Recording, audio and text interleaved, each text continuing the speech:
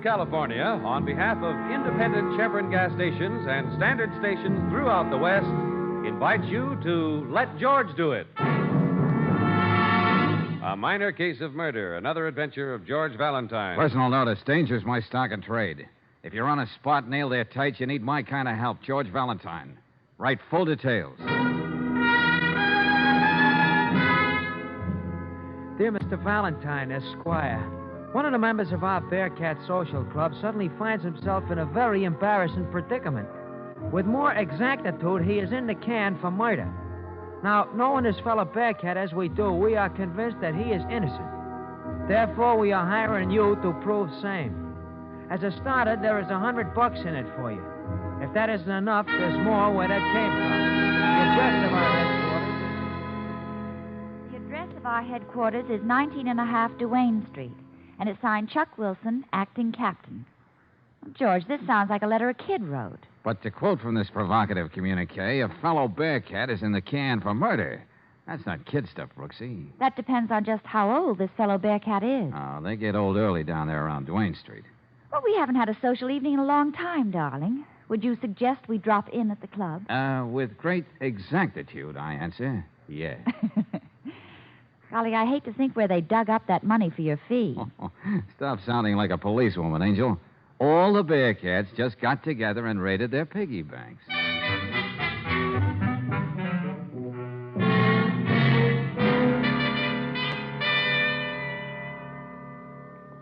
Nice place you got around here, Chuck. It's just an empty store we fixed up. Yeah, but look at that furniture we got.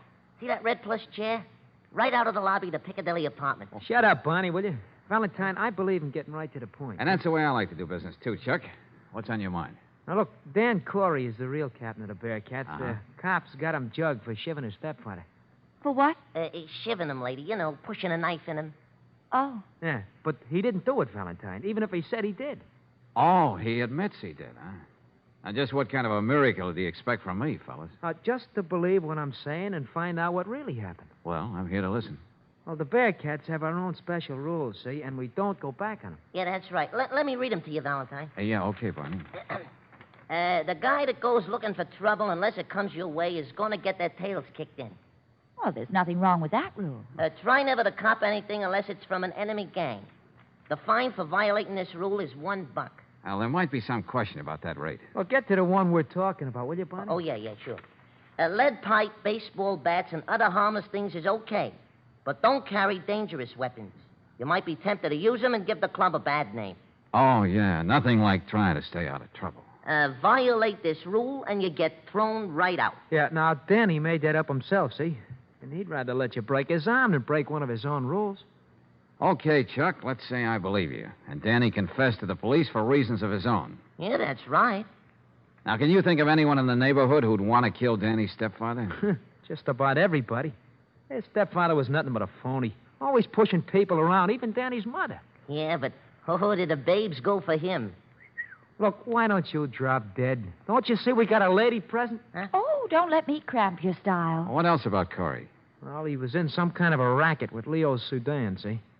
They worked out at a Swede's pool room on Malone Street. Uh-huh. Well, you going to take it on, Valentine? What would you say, Brooksy? Well, George, I'd say if so many of the other guys are so sure about Danny being innocent, they may have something there. Yeah, I was thinking something like that myself. Brooksy? Yeah? You drop in and see Danny's mother. She lives just down the block, number 33. And while you do that, Angel, I'll get down to the jail and have a talk with Danny.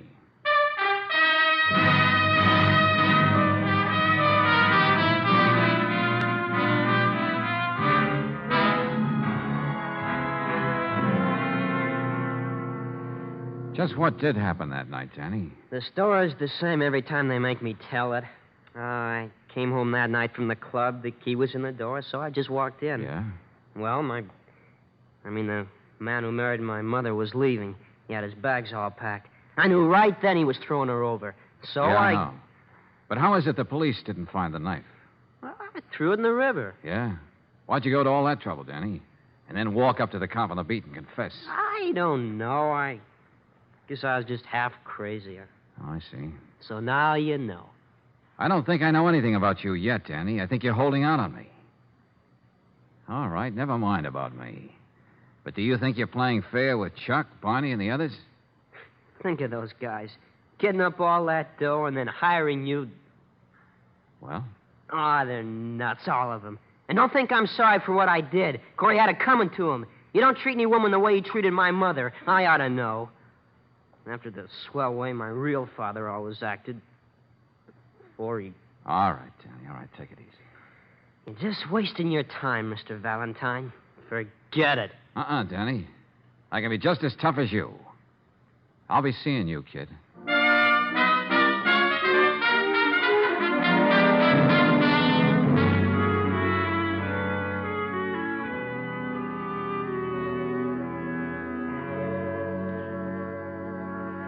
Miss Brooks, I know Danny admitted he killed Phil. But if anybody's to blame, it's me. Oh, mothers have a habit of blaming themselves, Mrs. Corey. Yeah, but I knew how he worshipped his own father. And yet I married a man like Phil.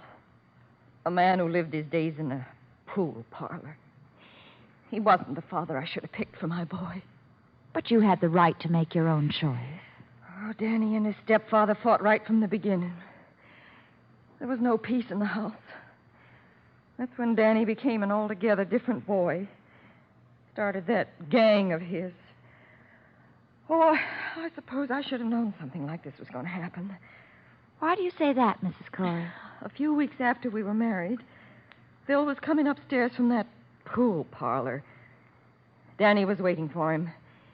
He pushed Phil down the stairs. I opened the door just in time to see him. All Danny did was look at me and walk out.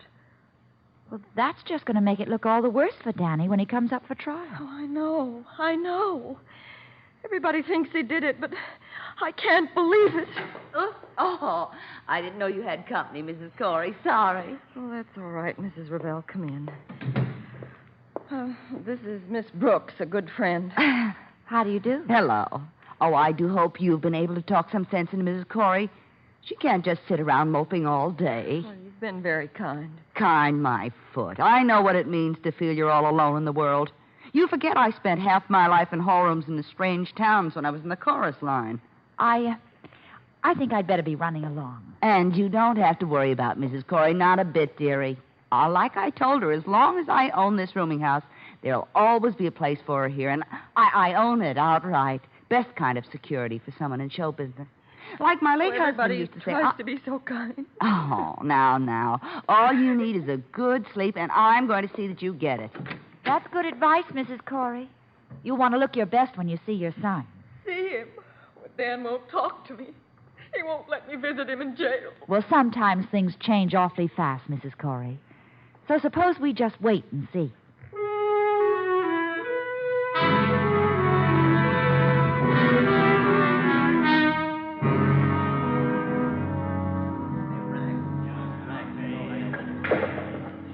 Dan? Yeah. Who are you? Let's go somewhere and talk. Don't you see I'm in the middle of a pool game? What you trying to do, jinx me? Hey, wait a minute. How'd you know my name? I never seen you before. Yeah, I'll be right with you. I asked you a question, friend. Now, what gives? I thought we might have a little talk about what happened to Phil. You know, your business partner. You a dick? No. But I'm not just the inquiring reporter either. Okay, whoever you are. Scram. I got $5 on this game. What was the deal between you and Corey? The numbers...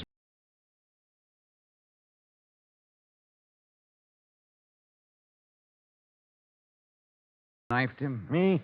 I ain't got a curious bone in my body. Okay. Have it your way, Sudan. But I think you can tell me a lot outside. I got one thing to tell you. This looks like the only way. Hold it. Get the pool cue down, Leo. Don't tell me what to do, sweet. I'll Give me that cue. That's better. I try to run a respectable place. Yeah, talking about that, you better put the pool ball back on the table, too, Mac. Oh, this. Yeah. Glad you reminded me. Leo almost got it between his teeth. Swede, this guy's been asking me about Phil Corey. You don't say. Hey, look, be a nice fellow, Mr. Run Along. Leo wants to finish his game. You and him got a beef, see him later. Somewhere else. Okay, you win. I know when I'm not wanted. But don't get me wrong, pal. Nothing against you personal. Just that I pride myself on running a nice, peaceable recreation parlor. You know, Swede, you're a man with ideals. I like that. But I got a few broken down ideals, too. What's that supposed to mean? I never get kicked out of the same place twice. I mean, and still leave it nice and peaceable.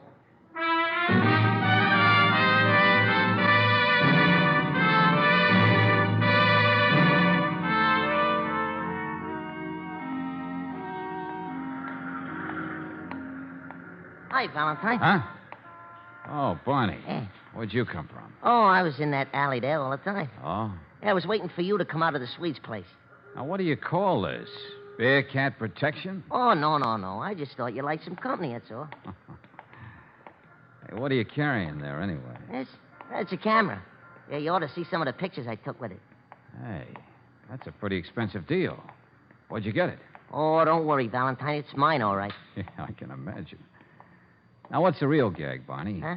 One of your club members going to be on my tail all the time? Oh, no, nothing like that. We know you can take care of yourself. I just happen to be loitering in the alley, that's all. Be quick, Valentine. Huh? Get this doorway. Hey, Barney, what is it? Don't ask me no questions. Come on.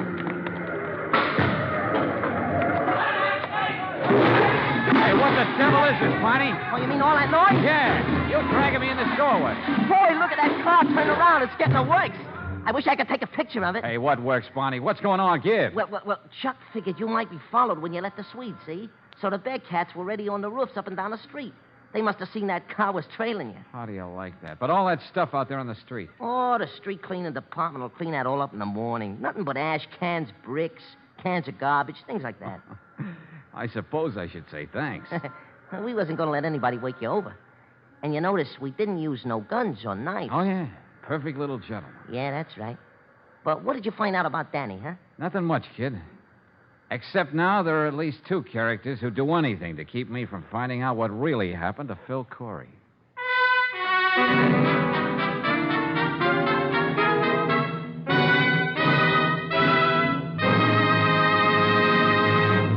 Well, you find yourself working with a gang of rough kids called the Bearcats, just about as tough as they come. They won't believe that one of their members, Dan Corey, is guilty of murdering his stepfather.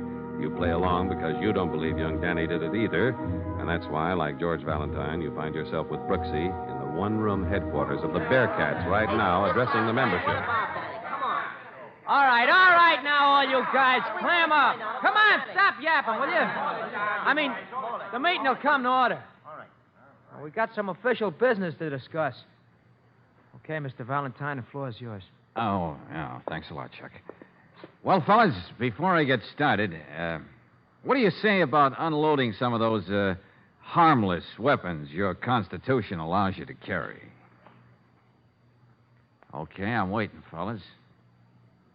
Come on now, put them on the table. Well, come on, fellas. You're not afraid to walk down the streets like everybody else without all that stuff. Or are you? Well, okay, you heard what the lady said. Come on, get clean, will you? That's better. Thank you, Angel. Hey, did you hear that? He called her Angel. All right, forget it. All right, Valentine, what about Danny? I'm coming to that right now. I don't have anything like real proof to clear him. Huh? What?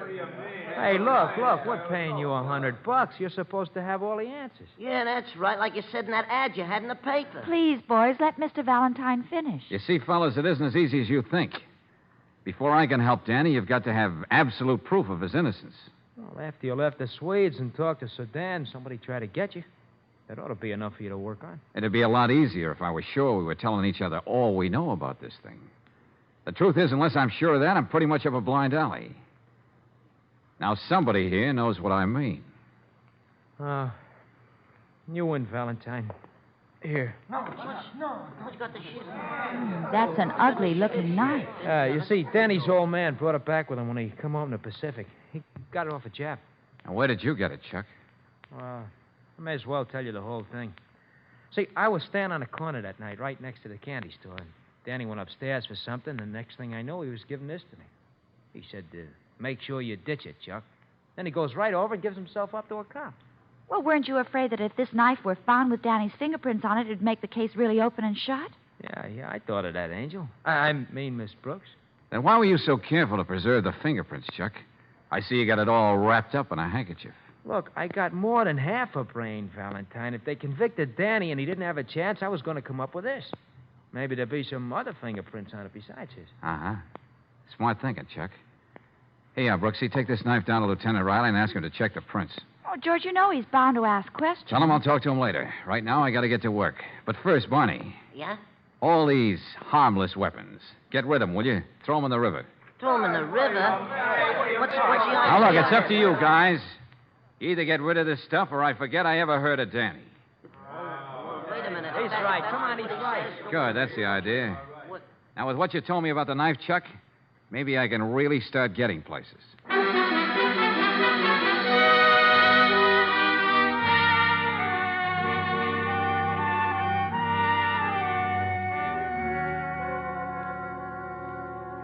I told Chuck to get rid of that knife. What's he trying to do to me? Danny, wasn't that the knife your father brought back from the Pacific just for you? Oh, he brought back all kinds of other souvenirs, too. It was hanging over the mantelpiece in the front room. You were very proud of it, weren't you? I saw it hanging there, so when I got mad at at him, I grabbed it and I let him have it. You're lying through your teeth, Danny. The police believe You're me. trying to protect somebody. You went right out and gave yourself up. But first, you made very sure you got rid of the knife. Now, why? You asked me that before. Yeah, but this time I don't need the answer. So long, Danny. I'll still be seeing you.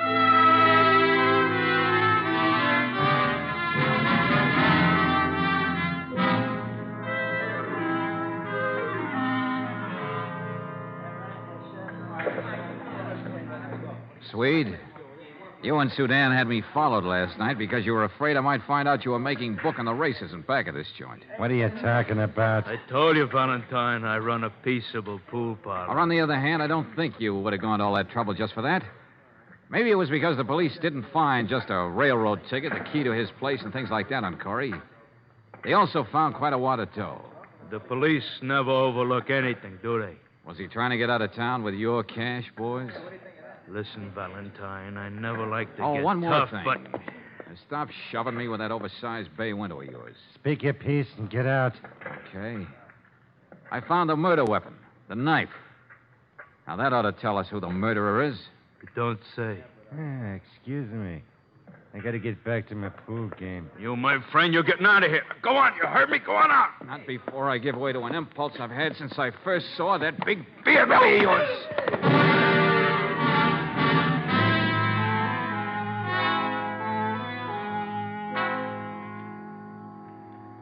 Well, Brooksy, there's nothing we can do but wait here in the hall till Danny's mother gets back. May as well sit here on the stairs and make ourselves comfortable. Uh-huh. You don't know the job I had persuading Lieutenant Riley to let me bring this knife back with me. Why'd you want it anyway, George? Oh, just a hunch, Angel. May come in handy. About Danny. When they arrested him, all they found was a key to the door and a couple of dollars in change. But those fingerprints, I don't Wait a see minute. how... Hold it, Angel. Oh, hello, Mrs. Corey. Oh, Miss Brooks. This is Mr. Valentine. Remember, I was telling you about him. Oh, how do you do? How do you do? Mr. Valentine? Now, look, Mrs. Corey, there's no time to waste. Dan's trial begins tomorrow. Oh, I know. That's why I've been out walking, trying to think what to do next. Mrs. Corey, your son thinks you killed your husband. Are you sure, George? What are you saying, Mr. Valentine? When he came in that night, your husband was already dead on the floor. Dan saw the knife. He was sure you did it. Oh, no. He knew the police had reasoned that only two people could be inside here alone with Corey, you and he. So he took the blame. That's why it was so important to Dan to get rid of the knife. He didn't want any suspicion to point to his mother. But what am I going to do? I didn't kill Phil, and neither did Danny. Where were you that night, Mrs. Corey? A good, tight alibi would help. Oh, I don't know where I was. Just like today, I left the house and started walking. Didn't matter where. Phil told me he was going to leave me. I'd lost my son and my husband. I'll get it. Oh, sorry, Miss Corey. Seems I keep walking in when you have company. Oh, hello, Mrs. Ravel. Hello. George, this is Mrs. Corey's landlady. Oh, I'm glad somebody's with you. I wanted you to have this nice hot soup. Thank you. I didn't want to knock on the door and disturb you. but I didn't have my key. Now, just sit down and have some of this. Oh, Mrs. Ravel. Yes. I'd like to talk to you a minute. Could we go in the other room? Oh, I'll take that tray for Mrs. Corey. Talk to me about what, Mr. Valentine? Just a minute. Yes. Mrs. Ravel, I'm doing all I can to help Mrs. Corey and Danny. And I know you are, too. Well, I've done my best. Well, maybe you can do me a favor. You know we found the murder weapon. Oh, you did? Well, I hope it means something. Something good. Yeah, I hope so, too. Now, here's what I'd like you to do. The knife is wrapped in a handkerchief. You'll find it in the desk of the store at 19½ Duane Street, the Bearcat Social Club. What? I want you to go over there and get it and bring it back here. But why me, Mr. Valentine? Well, because I can't leave here, and neither can Miss Brooks. You see, we're expecting Lieutenant Riley of the police and a couple of other people. Now, if you'll do this little thing for me, you'll be saving me an awful lot of trouble. Oh, sure. But it'll take me a few minutes to make myself presentable. Well, take your time, Mrs. Ravel. The important thing is, what happens after you come back with that knife?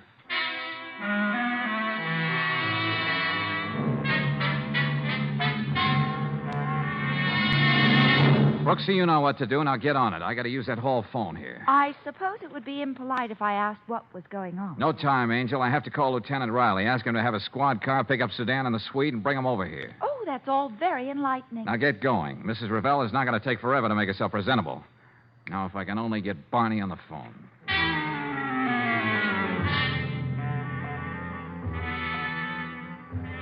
So be sure you got it straight, Barney. Remember, I'm depending on you. You're the only one who can do this thing for me. And get over here as soon as you can. So long.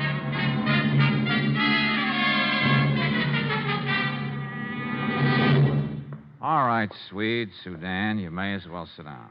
Why'd the cops pick us up and bring us here? Oh, we'll get to that. Oh, Mrs. Corey, you didn't have any of that soup. She'll have it some other time, Mrs. Ravel. Valentine, nobody's got anything against us. You can't hold us here. Uh-huh. Gentlemen, I told you about the murder weapon. Well, here it is. What are we supposed to do? Faint? Oh, Mr. Valentine, what is it? I can't stand this much longer. I hope you won't have to, Mrs. Corey, and I... Oh, there you are, Mr. Valentine. Took me a little time to get that picture developed. What picture, George? Hey, let me see that, Barney. Here you are. Uh-huh. It's the first time I took a picture from inside a closet. Turned out good, huh? Yeah, very good, very good. Picture of you, Mrs. Ravel, taking the knife out of the desk. What? Well, you told me to do that. You sent me there. I didn't tell you to wipe off the fingerprints as you're doing here in this picture. And that's what she is doing, George. You were afraid your fingerprints would be found on the knife, weren't you, Mrs. Ravel? I never saw that knife before. Sorry, but that won't explain away what you were doing in this picture. Besides, the fingerprints were already taken off the handle down at headquarters. Mrs. Ravel, I can't believe that you'd... Don't be a fool. Imagine me calling you a fool. There wasn't a good-looking woman in the whole neighborhood Phil didn't try to make time with. I thought he was going to leave you for me. Then when he told me he was going away, alone, I killed him. And if you didn't, sister, we might have. Corey was taking it on the lam with our dough. But, George, Lieutenant Riley found only one set of fingerprints. Just Danny's, I know, yeah. He wiped off what he thought were his mother's fingerprints. Then my fingerprints weren't... No. You were quite safe, Mrs. Ravel. Although I suspected you, I had to have proof. And you supplied it.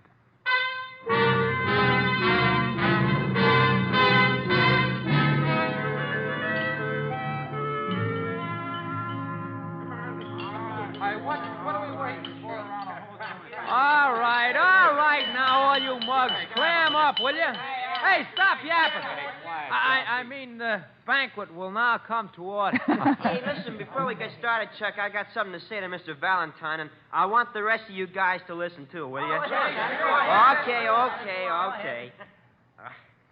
I already told you, Mr. Valentine, how I feel after what you did for me. But there's something else. Nobody but you would have gone along with a gang like us. You believed everything Chuck told you. You trusted Barney and all of us. You stuck by us. I guess the Bearcats have been a little off the beam. But you can take my word for it. After this, we're going to straighten up and fly right. We're going to start a baseball team and use those bats the way they were meant to be used. Well, Well, fellas, after that, I don't think there's anything to add. Except, well, let's see.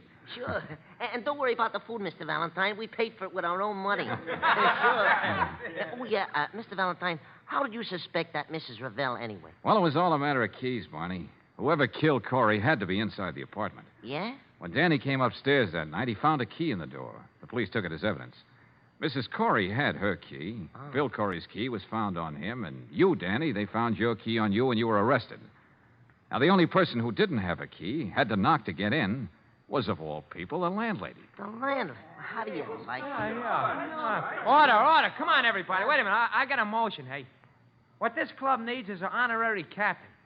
We already decided who it's going to be, huh, fellas? Sure we have.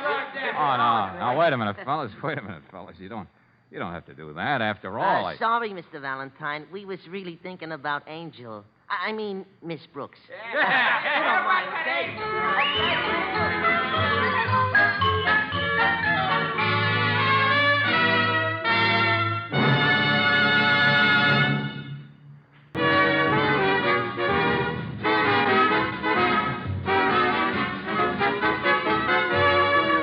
Tonight's adventure of George Valentine has been brought to you by Standard of California on behalf of independent Chevron gas stations and Standard stations throughout the West. Let George Do It stars Robert Bailey as George with Frances Robinson as Claire. Tonight's story was written by David Victor and Herbert Little Jr. and directed by Don Clark.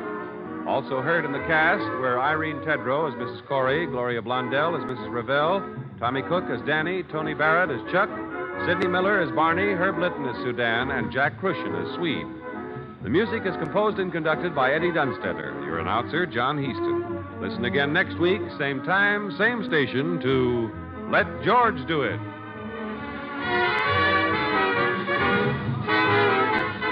This is the Mutual Don Lee Broadcasting System.